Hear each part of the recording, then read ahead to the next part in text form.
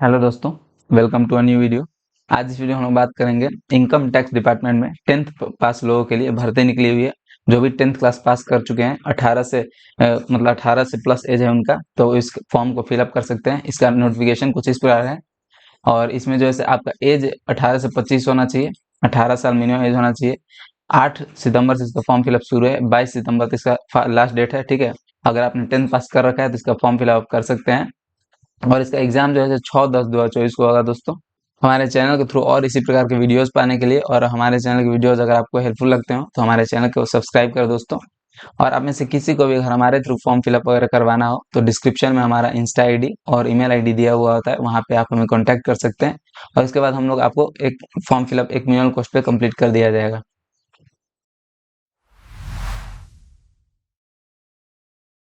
As में relaxation भी S C S T लोगों के लिए 5 ईयर, ओबीसी के लिए 3 ईयर, इस प्रकार से आप देख सकते हैं। इसका नोटिफिकेशन मैं इसका डिस्क्रिप्शन में लगा दूंगा इसका लिंक, तो वहां से आप डाउनलोड करके इसको एक बार देख सकते हैं। इसका नोटिफिकेशन डाउनलोड करने के लिए आप इसके वेबसाइट पे यहाँ पे आ सकते हैं और इस पे क्लिक कीजिए तो इसका जो है नोटिफिकेशन आप डाउनलोड कर सकते हैं। इसका ऑफिशियल वेबसाइट ये है, इस पे जब आइएगा तो यहाँ पे क्लिक हेयर करके आप फॉर्म फिलअप शुरू कर सकते हैं और नहीं तो यहाँ पे इंपॉर्टेंट न्यूज में यहाँ पे दिया हुआ, इस पे क्लिक करके आप फॉर्म फिलअप शुरू कर सकते हैं। इसके फॉर्म फिलअप के लिए इस पेज पे आ जाना पड़ेगा और यहाँ पे सबसे पहले अगर आपने पहले से लॉगिन कर रखा है तो यहाँ पे ईमेल आईडी और यहाँ पे पासवर्ड और यहाँ पे इस कैप्चा को फिल कर दीजिए, मतलब इन दोनों को जोड़ के यहाँ पे लिख दीजिए और सबमिट पे क्लिक कर देना, आप फॉर्म फिलअप शुरू कर सकते हैं। अगर आपने नहीं कर रखा है तो रजिस्टर नाउ पे क्लिक करिए, थोड़ा सा वेट करना होगा। ये पोस्ट जो है कैंटीन अटेंडेंट का है दोस्तों, 2024 में इसका जो है नोटिफिकेशन निकला हुआ है कैंटीन अटेंडेंट का। और रजिस्ट्रेशन के लिए सबसे पहले आपका फर्स्ट नेम यहाँ पे फिल कर देना, फिर लास्ट नेम, फिर अपना मोबाइल नंबर यहाँ फिल कर दीजिए, उसके बाद ईमेल आईडी और एक पासवर्ड बना लीजिए जिसमें कैपिटल लेटर, स्मॉल लेटर, कुछ नंबर्स और कुछ स्पेशल कैरेक्टर होने चाहिए और फिर दोबारा से उस पासवर्ड को यहाँ पे लिख दीजिए। फिर इस कैप्चा को फिल करके सबमिट पे हम लोग को क्लिक करना है। उसके बाद दोस्तों रजिस्ट्रेशन हो जाने के बाद आपको फिर से यहाँ पे ईमेल आईडी और पासवर्ड और यहाँ पे कैप्चा फिल करके सबमिट पे क्लिक करना होगा। सबमिट पे क्लिक करने के बाद आपको फिर यहाँ पे सबसे पहले अपना नाम लिखना होगा एप्लीकेशन फिलअप करने के लिए। यहाँ पे कैपिटल लेटर में इंग्लिश में अपना नाम लिख दिएगा जैसा कि आपके मैट्रिक के सर्टिफिकेट पे होगा और फिर यहाँ पे फादर्स नेम भी कैपिटल लेटर में लिख देना है, फिर यहाँ मदर्स नेम भी सेम उसी प्रकार से। फिर परमानेंट एड्रेस में विलेज, पोस्ट, पुलिस स्टेशन वगैरह आप लिख सकते हैं। फिर उसके बाद अपना स्टेट यहाँ से सिलेक्ट कर लेना है, फिर यहाँ डिस्ट्रिक्ट लोड हो जाएंगे सब, तो उसके लिए थोड़ा वेट कर लेना है। ये थोड़ा सा समय ले सकता है दोस्तों, लेकिन यहाँ से फिर डिस्ट्रिक्ट आप सेलेक्ट कर सकते हैं, आपका हर एक डिस्ट्रिक्ट यहाँ पे आ जाएगा आपके स्टेट का। उसके बाद ये सिलेक्ट कर लेना है, फिर यहाँ पे पिन कोड फिल कर देना है। फिर यहाँ पे कॉरेस्पॉन्डेंस एड्रेस आपको फिल करना हो, जैसे कि उसमें विलेज, पोस्ट, पुलिस स्टेशन वगैरह जहाँ भी आप अभी रहते हैं तो यहाँ फिल कर देना है। फिर यहाँ उसके लिए भी स्टेट सेलेक्ट कर लेना है, फिर यहाँ डिस्ट्रिक्ट यहाँ पे लोड हो जाएगा तो उसके बाद सेलेक्ट कर लेना है और फिर पिन कोड यहाँ पे फिल कर देना है। या फिर आप दोनों अगर सेम है, परमानेंट एड्रेस और कॉरेस्पॉन्डेंस एड्रेस, तो बिना फिल किए हुए आप इस बॉक्स को चेक कर दीजिएगा तो ऊपर वाला जैसा आपने फिल किया होगा सेम नीचे वाला भी वैसा ही फिल हो जाएगा। आगे फिर दोस्तों आपको कॉन्टैक्ट डिटेल वगैरह देना होगा, आपने मोबाइल नंबर जो पहले दिया हुआ था वो यहाँ पे शो करेगा। एक और मोबाइल नंबर अगर आप देना चाहते हैं तो यहाँ पे दे सकते हैं। और फिर फोटो आईडी प्रूफ में यहाँ पे आपको कोई एक सेलेक्ट करना होगा, आधार कार्ड, पासपोर्ट, ड्राइविंग लाइसेंस या फिर वोटर कार्ड, पैन कार्ड या फिर कोई भी अदर प्रूफ यहाँ पे आप सेलेक्ट कर सकते हैं। उसको सेलेक्ट कर लेने के बाद यहाँ पे जैसा कि आधार कार्ड मैंने सेलेक्ट किया हुआ है तो आधार कार्ड पे जैसा नाम है वही यहाँ पे फिल कर देना होगा और फिर आधार नंबर यहाँ पे फिल कर देना होगा। उसके बाद ईमेल आपका दिया होगा, यहाँ पे आपको डेट ऑफ बर्थ सेलेक्ट कर लेना अपना, यहाँ से डेट सेलेक्ट कर लीजिए, यहाँ से मंथ और यहाँ से आप ईयर सेलेक्ट कर सकते हैं इस प्रकार से। फिर यहाँ पे एज आपका शो कर देगा 22/9/2024 को जो भी आपका एज होगा। फिर यहाँ पे एज इन वर्ड्स यहाँ पे इस प्रकार से आपका यहाँ शो कर देगा, ठीक है। उसके बाद यहाँ से अपना जेंडर सेलेक्ट कर लेना है और इंडियन नेशनल तो यहाँ पे यस ही रहने देना, ठीक है, और सेव एंड नेक्स्ट पे फिर क्लिक करना है। नेक्स्ट पेज में आपको दोस्तों एजुकेशनल क्वालिफिकेशन के बारे में यहाँ पे फिलअप करना होगा।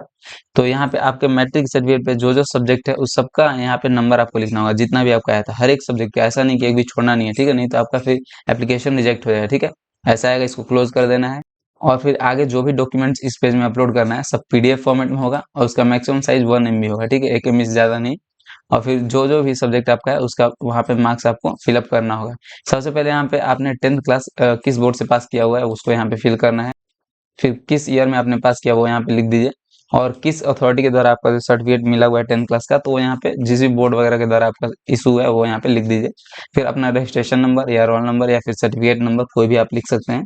फिर रिमार्क्स में आप लिख सकते हैं, अगर कुछ रिमार्क्स है तो, नहीं तो इसको छोड़ भी सकते हैं, ठीक है।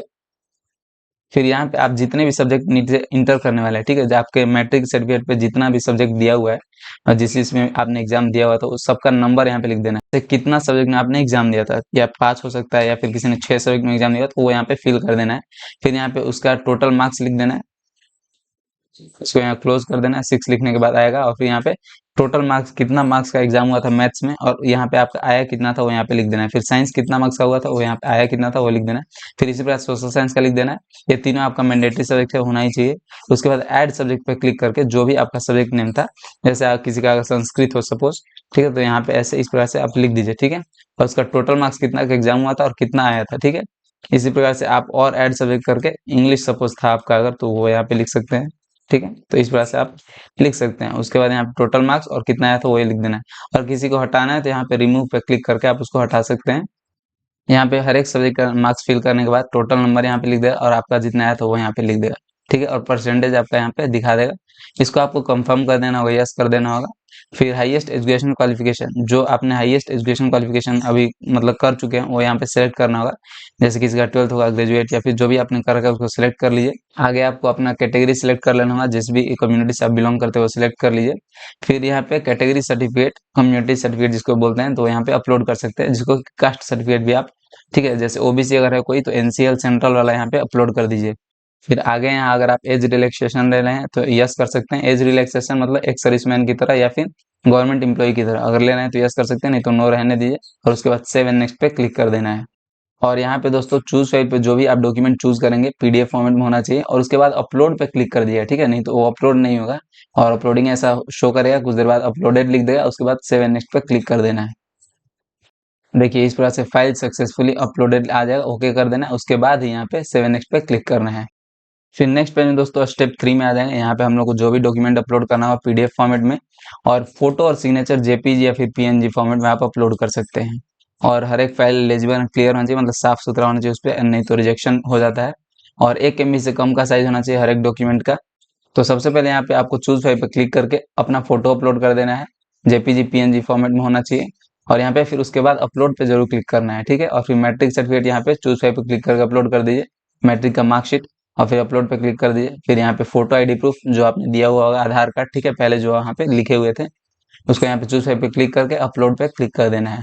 फिर आप डिजेबल पर्सन है तो यहाँ पे यस या नो कर सकते हैं। यस कीजिएगा तो कुछ इन्फॉर्मेशन यहाँ पे देना पड़ेगा, किस प्रकार का आपका डिजेबिलिटी है, और फिर स्क्राइब वगैरह की जरूरत होगी, ये सारी चीजें आपको यहाँ पे भरनी पड़ेंगी। और फिर यहाँ पे सबसे लास्ट में दोस्तों चूज फाइल पे क्लिक करके अपना सिग्नेचर अपलोड कर देना है, और फिर इस अपलोड वाले बटन पे क्लिक कर देना होगा।